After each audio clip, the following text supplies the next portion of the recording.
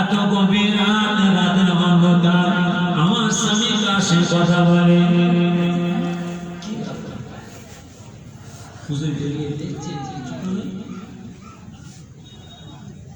বসে বসে মুরাকিবার কাজ করবে, হাত তুলে আমরা আল্লাহর সাথে কথা বলছি। ও আমার মুসলমান ভাইরা, কান খাড়া করে শোনো। কাঠুরিয়া সুলতান বিন ইয়াদের বলেন, আহলিয়া বিন সাহিবা শোনো, তুমি আর আমি আরে দুইটা মাসুম বাজে তাবুর মধ্যে থাকি। এই ফাঁকা নির্বাচনটায় কোনো জবাব নাই, কোনো মানুষ নাই। আমি যখন মারা যাব, বিদায় নিয়ে চলে যাব, তুমি আমার লাশটা নিয়ে কি করবে? এখানে তো কোনো মানুষ নাই, কেউ লোকজন নাই, তুমি একা মেয়ে মানুষ আর আমি দুইটা মাসুম বাচ্চা। আমার লাশটা নিয়ে তুমি কি করবে? আমার পরনের জামাটা নিয়ে লাশটা চাপা দিয়ে রাখবে, আর বাকি অংশটা গাছের পাতা কেটে চাপা দিয়ে দেবে। দুইটা মাসুম বাচ্চা পড়াবে আমার শহরে, আমার দেশে, আমার গ্রামের নামাজি মুসলিমদের ইমাম সে খবর দেবে, আমার জানাজা নামাজ আদায় করবে, কাফন কাফনের ব্যবস্থা করে দেবে। তবে শুনে না, যদি ইমাম সাহেব না আসে, আমার গ্রামের মানুষেরা নামাজ না আসে, তুমি আমার লাশটা কি করবে? দুইটা মাসুম বাচ্চাকে নিয়ে পাহাড়ের মাথায় চলে যাবে। পাহাড়ের হাট থেকে আমার আল্লাহকে বলবে, আমার আল্লাহ আমার জানাজা নামাজের কাফন কাফনের ব্যবস্থা করে দেবে। ও আমার মা বোনেরা, ও আমার মুসলমানের ভাইরা, কান খাড়া করে শোনো। যখন কোনো গ্রামের মানুষ একটা মানুষ বিদায় নিয়ে চলে যায়, তার জানাজার নামাজ কিভাবে হবে না হবে, কিভাবে দাফন কাফন হবে না হবে, এই চাবিকাঠি কার হাতে? আমার আল্লাহর হাতে, পৃথিবীর কোনো মানুষের হাতে নয়। আমরা দুনিয়াতে নানা রকম মন্তব্য করে থাকি, নানা রকম কথাবার্তা বলে, নানা রকম মরণি করি, কিন্তু না না, আমার আল্লাহ তাআলার হাতে সাথ দিলে আমার আল্লাহ তাআলা কিভাবে জানাজার নামাজ হবে, কিভাবে দাফন কাফন হবে না হবে, সেটা আমার আল্লাহর হাতে। কাঠুরিয়া সুলতান বিন ইয়াদ ইন্তেকাল করলেন, বিদায় নিয়ে চলে গেলেন। দুইটা মাসুম বাচ্চা কাঠুরিয়া লাংসারিয়া মাদ্রাসে ইমাম সাহেবের কাছে পাই। ইমাম সাহেব গভীর রাতের অন্ধকার দুইটা মাসুম বাচ্চা ছেলেকে হুজুরার দরজা ঠকতে লাগলেন। ইমাম সাহেব আসে, দরজা খুলবেন, কি ব্যাপার? এত গভীর রাতের অন্ধকার, দুইটা মাসুম বাচ্চা ছেলেকে আমার দরজার সামনে দাঁড়িয়ে, কি খবর বাবা বলো? ইমাম সাহেব, আমার আব্বাজান কাঠুরিয়া সুলতান বিন ইয়াদ ইন্তেকাল করেছেন, তিনার জানাজার নামাজের কাফন কাফনের ব্যবস্থা করতে হবে। এত গভীর রাতের অন্ধকারে যাব কি করে? যাও, চলে যাও। সকাল হয়ে যাওয়ার পরে আমি নামাজি মসজিদ সঙ্গে করে নিয়ে ইয়ামান দেশে তোমার পাহাড়ে গিয়ে তোমার আব্বাজান জানাজার নামাজের কাফন কাফনের ব্যবস্থা করে আসবো। আল্লাহর ওলি কাঠুরিয়া সুলতান বিন ইয়াদ দুইটা মাসুম বাচ্চা চলে যাচ্ছে। পথে যেতে যেতে আব্বাজান কাঠুরিয়া সুলতান বিন ইয়াদ লাশ মোবারকের কাছে পৌঁছে গেলেন। আহলিয়া বসে আছেন। ও আমার মা বোনেরা, ও আমার মুসলমানের ভাইরা, কান খাড়া করে শুনুন। এমন মায়ের মেয়ের মতো মেয়ে আছে, এমন বাপের ছেলের মতো ছেলে আছে। মা যখন বিদায় নিয়ে চলে যায়, সেই মায়ের মেয়ের মতো মেয়ে যদি বাড়িতে থাকে, রান্নার কাজ বন্ধ করে দিয়ে, রান্না ছেড়ে দিয়ে, ঘরে দরজা সব খুলে খুলে দিয়ে মা আবার ছুটিতে চলে আসে। মা বিদায় নিয়ে চলে গেলেন। যদি গ্রামের কোনো মানুষ চলে যায়, মা চলে যায়, বাপ চলে যায়, যদি মেয়েরা খবর পায়, পরিবার সব ছুটে আসে, গ্রামের সব ছুটে আসে। কিন্তু মায়ের আমার মেয়ের মধ্যে মেয়ে আছে রান্না করে, রান্না করে খবর পেয়ে যায় মা ইন্তেকাল করেছে, ওই অবস্থায় রয়ে গেল পানা মা বাবা সব ফেলে দিয়ে ঘরে দরজা লাগাতো ভুলে গেছে, ঘরে দরজা লাগাতো আর দুনিয়ায় নেই, ছুটছে পাগল একদম যে মায়ের লাশের কাছে কিছু পড়ে মা তুই বিদায় নিয়ে চলে গেলে, সেই মায়ের লাশের কাছে কান্না সেই আদর সন্তান আল্লাহ দিয়েছিলেন, সেই ছেলেকে আল্লাহ তুলে দিয়েছেন, সেই ছেলেকে কান্না আল্লাহ আমার আপনাকে আপনি তুলে দিলেন, আমার সবেই আল্লাহ আপনি আমার সবর দেন, আল্লাহ আপনি আমাদের সবর দেন। আমার মা চলে গেল, আমার মাকে দিয়েছে, আমার সন্তানকে দিয়েছিলেন আল্লাহ আপনি তুলে নিয়েছেন, আমার সন্তানকে দিয়েছেন আপনার জিনিস আপনি দিয়েছেন আল্লাহ আপনি আমার সবর দেন। মা কাঁদছে,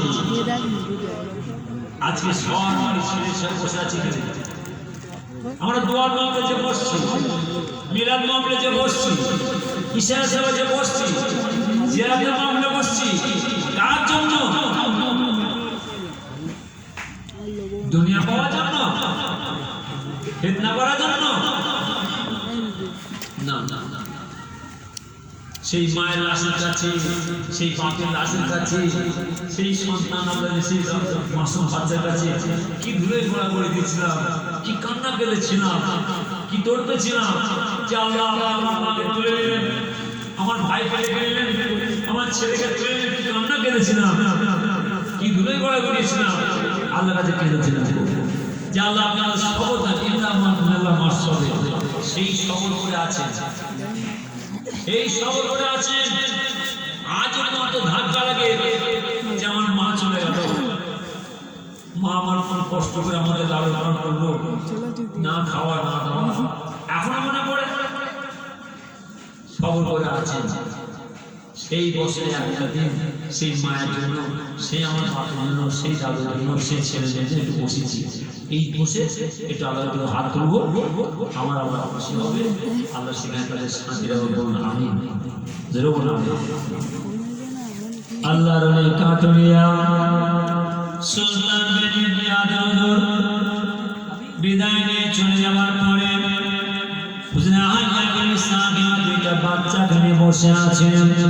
ও আমার মা বোনেরা, সারা গ্রামে বসে ঘুমিয়ে যায়, সারা পরিবার ছেলেরা আত্মীয় সব ঘুমিয়ে যায়, আবার দেখে সব আত্মীয় অনেকে চলে যায়, কিন্তু গভীর রাতের অন্ধকার মায়ের লাশ ঘরে শোয়ানো আছে, মায়ের মতো মা বিদায় নিয়ে চলে গেছে, মায়ের আমরা মেয়ের মতো মেয়ে আছে, আমরা বৌমা আছে, তারা সারা রাত জেগে থাকে, মায়ের লাশের কাছে বসে থাকে, সবাই ঘুমিয়ে যায়, কেঁদে অসুস্থ হয়ে পড়ে, বিমার হয়ে যায়, অসুস্থ হয়ে পড়ে, জ্বর হয়ে আসে, জ্বর আসে, কিন্তু আমরা দুর্বল হয়ে যায়, কমজোর হয়ে যায়, নিস্তব্ধ গভীর রাতের অন্ধকার, সারা গ্রামের মানুষেরা পরিবার বলে সব শুয়ে পড়েছে, লাশ মায়ের ঘরে শোয়ানো আছে,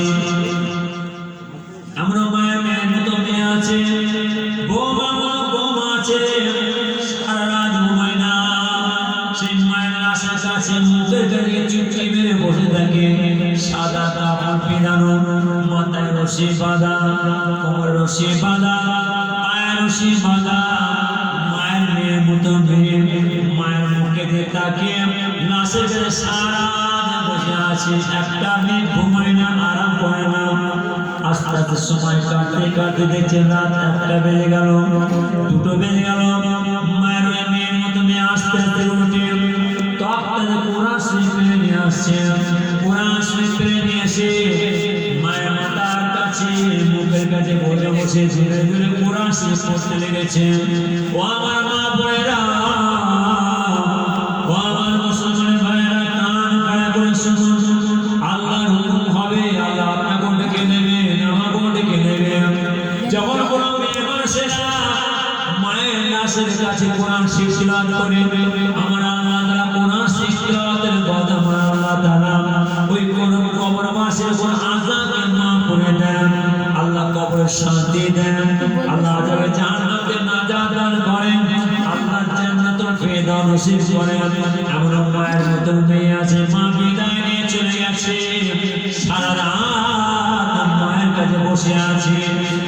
বসে মায়ের মুখে তাকিয়ে আছে।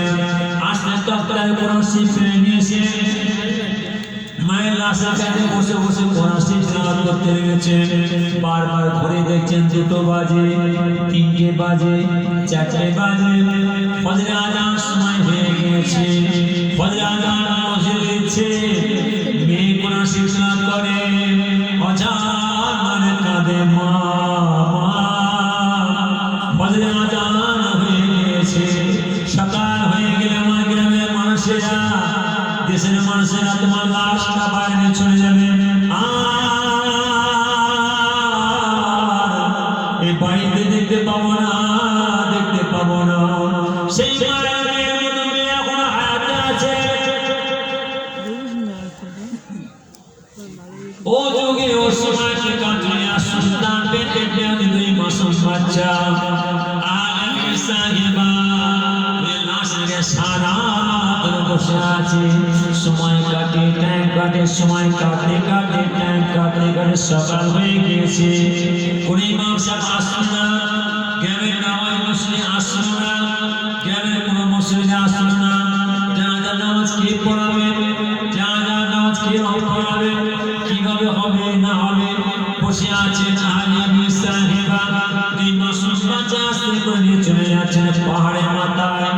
পাহাড়ের মাথায় গিয়ে আলিয়া বিবি সাহেবা 2 মাসুম বাচ্চা কাঁদতে লাগলেন, আমার স্বামী কাঠরিয়া সন্তান ইবনে আদম হয়ে ইন্তেকাল করেছেন। আল্লাহ তাআলা আপনি আমার স্বামী কাঠরিয়া সুলতান বিন জানাজার নামাজের কাফন দাফনের ব্যবস্থা করে দিন। ও আমার মা বোনেরা, গ্রামে কোনো মানুষ আসলো না, ইমাম সাহেব আসলো না, নামাজি মুসলিম আসলো না। লাশ পাহাড়ের মাথায় শোয়ানো আছে, 2টা মাসুম বাচ্চা আছে। আহলিয়া বিবি সাহেবা 2 মাসুম বাচ্চা সঙ্গে করে নিয়ে পাহাড়ের মাথায় 2 হাত না আল্লাহর কাছে কাঁদতে লাগলেন, আপনি আমার স্বামী কাঠরিয়া সুলতান বিন জানাজার নামাজের কাফন দাফনের ব্যবস্থা করে দিন। রব্বুল আলামিন আল্লাহ তাআলা, আমি জানি, আমি দেখেছি আমার স্বামী কাঠরিয়া সুলতান বিন আদমের প্রত্যেকটা রাত, গভীর রাত, রাতের অন্ধকার আপনার তাহাজ্জুদ নামাজ আদায় করে নিয়ে আপনার কথা বলতেন। আল্লাহ তাআলা যদি আপনি আমার স্বামী কাঠরিয়া সুলতান বিন আদম হুজুরের 1 ওয়াক্ত নামাজ কবুল করে থাকে, 1 ওয়াক্ত নামাজের কবুলিয়াতের বদল আল্লাহ তাআলা আপনি আমার স্বামী কাঠরিয়া সুলতান বিন জানাজার নামাজের কাফন দাফনের ব্যবস্থা করে দিন। কবুল হয়ে যায়, কবুল হয়ে যায়। আমার আল্লাহ দরবারে আমার আল্লাহ জানিয়ে দিলেন, আমার ফেরেশতা যাও, চলে যাও ইয়ামান শহরে, আমার দেশে কাঠরিয়া সুলতান বিন আদমের ইন্তেকাল করেছে। জানাজার নামাজের কাফন দাফনের ব্যবস্থা করতে হবে। আমার ফেরেশতা যাও, চলে যাও, জুনায়েদ বাগদাদী দিকে বলবেন তিনি যেন কাঠরিয়া সুলতান বিন জানাজার নামাজের কাফন দাফনের ব্যবস্থা করে দেয়। আল্লাহর ফেরেশতা মানুষের লেবাস পরে, মানুষের পোশাক পরে জুনায়েদ বাগদাদীর দরবারে গেলেন, হুজুর পেয়াদে ইমাম করুন, ইয়ামান দেশে ইয়ামান শহরে কাঠরিয়া সুলতান বিন আদম ইন্তেকাল করেছেন। তিনি জানাজার নামাজের কাফন দাফনের ব্যবস্থা করতে হবে। জুনায়েদ বাগদাদী বলবে, আল্লাহর বান্দা, এখান থেকে ইয়ামান শহর 3000 কিলোমিটার রাস্তা আমি যাব কি করে? এখান থেকে ইয়ামান শহর 3000 কিলোমিটার রাস্তা আমি যাব কি করে?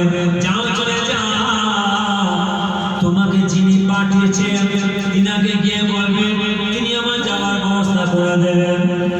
আল্লাহ ফেরেশতা চলে, আল্লাহ আপনার বান্দা জুনায়েদ বাগদাদী বললেন, এখান থেকে ইয়ামান শহর 3000 কিলোমিটার যাব কি করে? যিনি তোমায় পাঠিয়ে তিনি তিনাকে গিয়ে বলবেন, তিনি আমার যাওয়ার ব্যবস্থা করে দেবেন। আমার আল্লাহ জানিয়ে ফেরেশতা যাও, চলে যাও, কাঠরিয়া সুলতান বিন আদমের লাশ পর্যন্ত যাবে। 1 মুঠা মাটি নিয়ে জুনায়েদ বাগদাদীর দরবারে গিয়ে ছড়িয়ে দেবে। আল্লাহর ফেরেশতা 1 মুঠা মাটি নিয়ে জুনায়েদ বাগদাদীর দরবারে যাচ্ছে। সহ 12 জনের সাথী সঙ্গে নামাজি মুসলিমকে সঙ্গে করে নিয়ে আল্লাহর নামাজ আদায় করে নিয়ে মুরাকাবা মুসাহিদা তসবিহ তিলাওয়াতে বসে আছে। আল্লাহর ফেরেশতা একটা মাটি নিয়ে জুনায়েদ বাগদাদী সহ 12 জনের কাছে ছড়িয়ে দিলেন। ছড়াবার শেষে দেখতে পাচ্ছেন জুনায়েদ বাগদাদী সহ 12 জনের সাথী সঙ্গীকে নিয়ে সেই আমার সরিয়ামা দেশে কাঠিয়া সুলতান বেনির লাশ মুবারকের কাছে পৌঁছে গেলেন। একবার জোরে বলে ও আমার মা ভাইরা, ও আমার মুসলমানের ভাইরা, কান খাড়া করে শুনুন। আল্লাহ ওলিদেরকে আল্লাহ তাআলা কি নিয়ামত করেছিলেন, আমার নবী পয়গম্বর আল্লাহ কি নিয়ামত করেছেন, আমার নবী পয়গম্বর আল্লাহ তাআলা কি মুজিজা দান করেছেন, আল্লাহর ওলিদের কি আল্লাহ কিরামত দান করেছেন, কি কিরামত দান করেছেন। নবী পয়গম্বরের কথা বলে শেষ করা যাবে না, আল্লাহর ওলিদের কথা বলে শেষ করা যাবে না। আমি সামনে আপনাদের কাছে একটা কথা তুলে ধরেছি।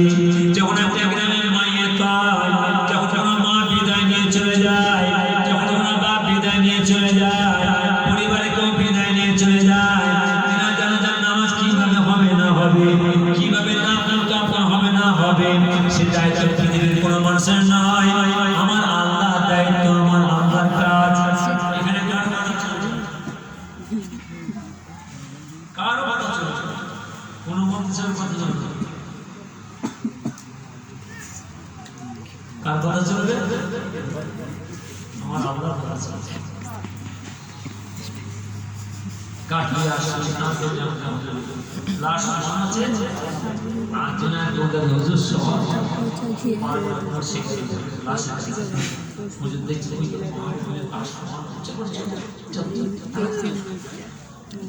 সাথী সঙ্গে নিয়ে যাচ্ছে, তাড়াতাড়ি ওষুধ বদলা 12 জনের সাথী সঙ্গে ওষুধ করাচ্ছে। আপনি কি হুজুর আহলে আপনি হুজুর আহলে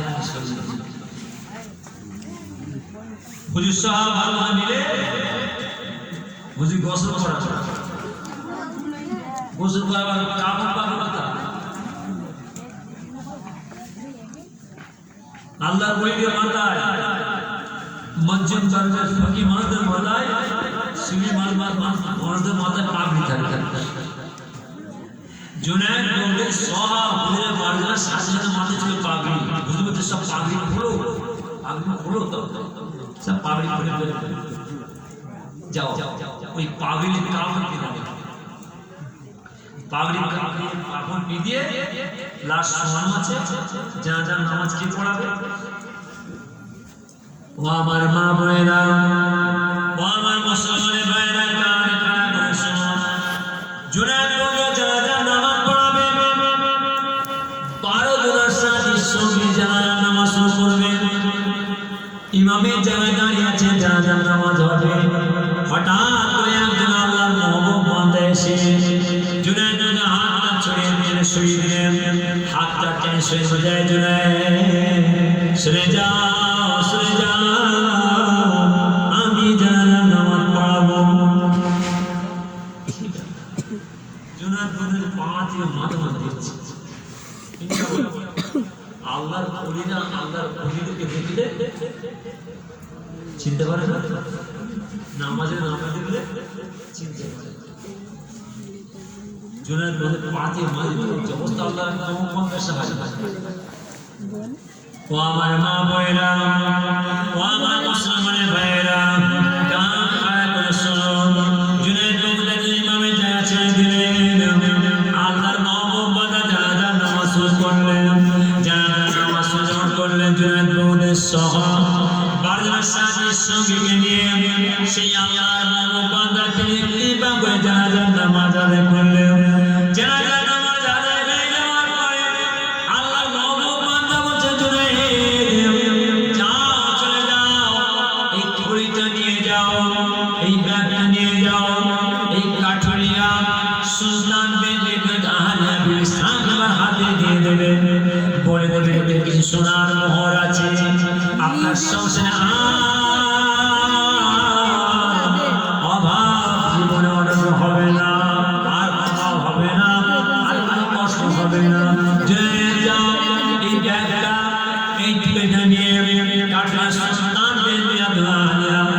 সাহেবের হাতে দিয়ে দেবে, বলে দেবেন আপনার সংসার অভাব হবে না। যখন এই ব্যাগটা জুনায়েদ বন্দি হাতে দিয়ে চলে যাচ্ছে, জুনায়েদ বন্দি আস্তে আস্তে করে গিয়ে সে আল্লাহ নওগাপাদের হাতটা ধরে ধরে দাঁড়ান, দাঁড়ান, আপনি কে, আপনার নাম কি, আপনার পরিচয় কি বলুন। আল্লাহ নওগাপা জুনায়েদ, তুমি আবার আমার হাতটা ধরলে কেন, হাত ছেড়ে দাও। জুনায়েদ না, ছাড়বো না। আরে হাত ছাড়েন, ছাড়বো না, হাতটা করছেন, ছেড়ে দাও জুনায়েদ। আল্লাহ নওগাপা যখন বারবার করছেন, জুনায়েদ বন্দি বলছে, আল্লাহর বান্দা, আপনি আল্লাহর বান্দা, আমি আল্লাহর বান্দা, আপনি ক্ষমতাশালী, আমি ক্ষমতাশালী, আপনি বীর পাহলওয়ান, আমি বীর পাহলওয়ান, আপনি হাত টানছেন কেন? আমার আল্লাহ তাআলা আমাকে এত ক্ষমতা, এত বড় শক্তি দান করেছেন, আমি জুনায়েদকে আমার আল্লাহ তাআলা বীর পাহলওয়ান করেছেন। পৃথিবীর যে কোনো মানুষের ক্ষমতা নেই আপনার হাতটা ছাড়িয়ে দিতে পারে। আপনি আগে বলুন, আপনি কি, আপনার নাম কি, আপনার পরিচয় কি? আল্লাহ জুনায়েদ শোনো, আমার নাম হলো খিজির আলাইহিস সালাম। আরো জোর হবে না। জুনায়েদ বলে, ঠিক আছে, আল্লাহর পাঠানো ফেরেশতা, আপনি জানালেন নামাজ পড়েন, আর আমি জুনায়েদ সহ আরো জন আপনাকে ইত্তেবা করে জানালাম, নামাজ পড়লাম। আপনি এত জোরে মুনাজাত করলেন কেন? এত জোরে আকামত দিলেন কেন? আমার তো মাত্র 12 জনা, আপনার ইত্তেবা করে জানালাম, নামাজ আদায় করলাম। এত জোরে জোরে মুনাজাত করলেন কেন? এত জোরে আকামত দিলেন কেন? হাদিস শিখেছে বলেন, জুনায়েদ, জুনায়েদ, এখনো তুমি একটু বাকি আছো, তুমি এখনো ধরতে পারলে না, এখনো বুঝতে পারলে না, এখনো তো বাকি আছো। এত নামাজ, এত জিকির আছে, এত সব করছো, সব করছো, তাও মন হচ্ছে না। নামাজিরা আজ হয়তো বাকি হয়ে গেল, আরেকটু অনেকে নামাজ পড়তে